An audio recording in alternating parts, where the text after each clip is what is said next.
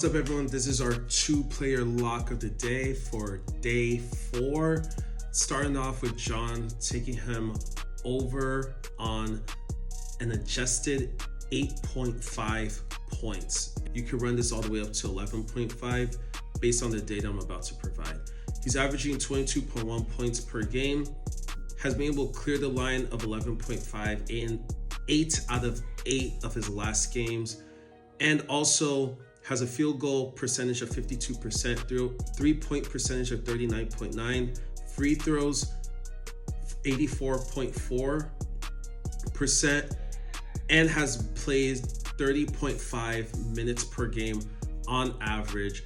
This version of John Collins we're about to see is more efficient, higher volume than in his prior years, and he's also averaging more points at plus 3.8 points per game with better three-point accuracy with more minutes. So they're playing against the Utah Jazz, bottom 5 in points allowed in paint, bottom 8 in opponent field goal percentage, and also bottom 10 in points per game. The Clippers have a pretty stacked roster with a bunch of stout shooters now that they have Chris Paul back in the mix.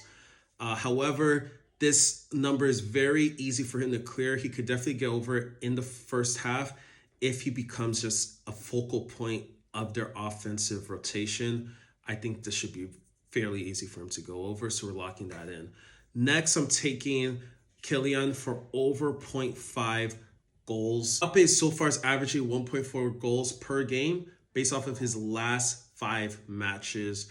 He's in top form, scoring in 5 straight matches and averaging 1.4 goals per game across that stretch. He's producing 0.93 goals within every 90 minutes with 3.2 shots on target per match, and has been Real Madrid's most dangerous threat in front goal. His movement between the lines and clinical finishing makes him a nightmare for slower back lines like Juventus. Sorry if I butchered that. However, the opponent is allowing 1.5 goals per game in all competitions, with their defense conceding 1.8 goals per 90 minutes.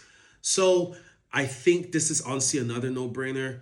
Mbappe is electric in shots taken, takes a lot of shots. So therefore, at least if he were averaging, we're expecting at least 5 to 6 shots in this game, 2 to 3 being on target.